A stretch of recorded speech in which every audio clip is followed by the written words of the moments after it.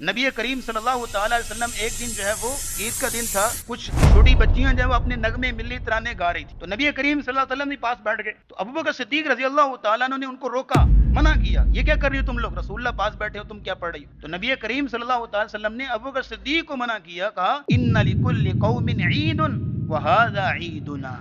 ہر قوم کی ایک عید ہوتی ہے، یا ہماری عید کا دن ہے، بچوں کو خوش ہونے دو۔ اور پھر اسی طرح اگلی بات دیکھیے گا، رسول اللہ صلی اللہ علیہ وسلم کی روٹین یہ ہوتی تھی کہ نماز فجر کے بعد جب اذکار وغیرہ کر لیتے تھے، سورج طلوع ہو جاتا تھا، اذکار مکمل کر لیے، تو اس کے بعد صحابہ قریب آ جاتے تھے، اپنے مسائل بیان کرتے، کسی نے خواب دیکھا ہے وہ خواب بیان کرتا، تعبیر پوچھتا، اور پھر یہ ہے کہ اس محفل میں خوشگپیاں بھی ہوتی تھی۔ روایات میں آتا ہے حدیث میں کہ ایک صحابی کا نام جس کا حمار جس کو کہا جاتا تھا، وہ آپ کو ہنسنے ہنسانے والی باتیں سنایا کرتا تھا، فجر کی نماز کے بعد کی بات ہو رہی، اور رسول اللہ صلی اللہ تعالی علیہ وسلم اس کی باتوں میں مسکرایا کرتے تھے۔ یعنی آپ یہ جو امیج پیش کر دیا گیا نا کہ اسلام بالکل ہی اس کو کنڈیم کرتا ہے، اس لیے نوجوان نسل جو ہے وہ چونکہ اب نئے نئے اسکولوں میں ہم پڑھ رہے ہیں، اس لیے وہ اسلام کا نام ہی نہیں لیتے، بھائی اس میں کوئی ہے انٹرٹینمنٹ ہے ہی نہیں، ایسا ہرگز نہیں ہے۔ بلکہ اسی طرح ایک اور حدیث نوٹ کر لیجئے، صحیح مسلم میں صحابی شرید بن سوید ثقفی کہتے ہیں کہ میں رسول اللہ کے پیچھے بیٹھا ہوا تھا سواری پہ، آپ علیہ الصلوۃ والسلام نے جاتے جاتے مجھ سے پوچھا کہ حل لک من شعر امیہ بن ابی سلط، تجھے امیہ بن ابی سلط کے اشعار یاد ہیں؟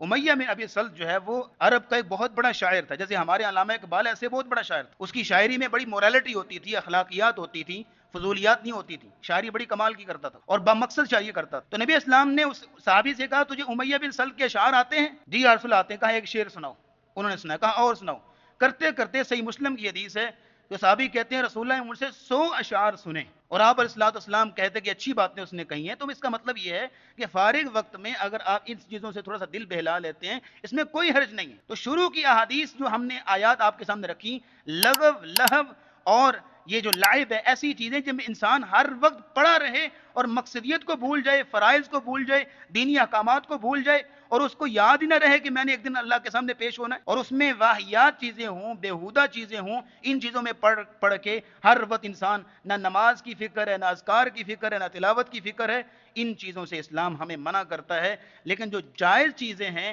اس سے اسلام نے منع بالکل نہیں۔ اسلام کے اندر کھیل کود کی بھی اجازت ہے، لیکن وہ کھیل کود حرام نہ ہو، جیسے رسول اللہ نے چند کھیلوں سے منع کیا، جیسے کوئی چوسر ہے، شطرنج ہے، اس طرح کی کھیلوں سے رسول اللہ نے منع کیا، وہ 2-3 ہیں، حرام کھیل نہ ہو۔ دوسرے نمبر پہ وہ کھیل ایسی ہو اس میں کوئی گناہ کا ایلیمنٹ شامل نہ ہو، جیسے بے پردگی ہے، مرد و زن کا اختلاط ہے، یا جوا اس میں لگا دیا جاتا ہے، وہ کھیل حرام ہو جاتا ہے۔ تیسرے نمبر پہ وہ کھیل ایسی کھیل ہو کہ انسان فرائض سے کبھی بھی کوتاہی نہ کرے، یہ نہیں کہ کھیل ہو رہی ہے بس نہ جمعے کی فکر ہے نہ نماز کی فکر ہے، بس یہ ہمارا میچ ہے آج، اس طرح کی کھیلوں سے اسلام منع کرتا ہے۔ اور اگلی بات یہ ہے کہ کھیل کا جو مقصد ہے وہ جسمانی ورزش ہونا چاہیے، کھیل کا جو مقصد ہے وہ جسمانی صحت ہونا چاہیے۔ اب ایک شخص جو ہے وہ میدان میں اتر کے فٹ بال کھیل رہا ہے، کرکٹ کھیل رہا ہے، تو ویری گڈ، اچھا کر رہا ہے، لیکن اگر وہی شخص موبائل پہ کرکٹ کھیلے تو صحیح کر رہا ہے؟ وقت کا ضیاع، کیا فائدہ اس کا؟ میدان میں اتر کے فٹ بال کھیل رہا ہے تو ٹھیک ہے، ورزش ہو رہی ہے، تو موبائل پہ کھیلنے کا کیا فائدہ؟ صرف وقت کا ضیاع۔ اس لیے تھوڑا سا ان چیزوں کو چینلائز کرنا پڑے گا، سمجھنا پڑے گا، ورنہ ایسا نہیں ہے کہ اسلام کلی طور پر ان کو جو ہے وہ انکار کرتا ہے۔ اور پھر یہ ہے کہ اگلی بات نوٹ کیجئے گا، وہ کھیل ایسی کھیل ہونی چاہیے کہ وہ غیر مسلموں کا تہوار نہ ہو جو آپ مناتے پھریں۔ نبی کریم صلی اللہ تعالی وسلم کے پاس ایک صحابی نے کہا یا رسول اللہ میں نے نظر مانی تھی اگر میرے ہاں بیٹا پیدا ہوا تو میں بوانا کے مقام پر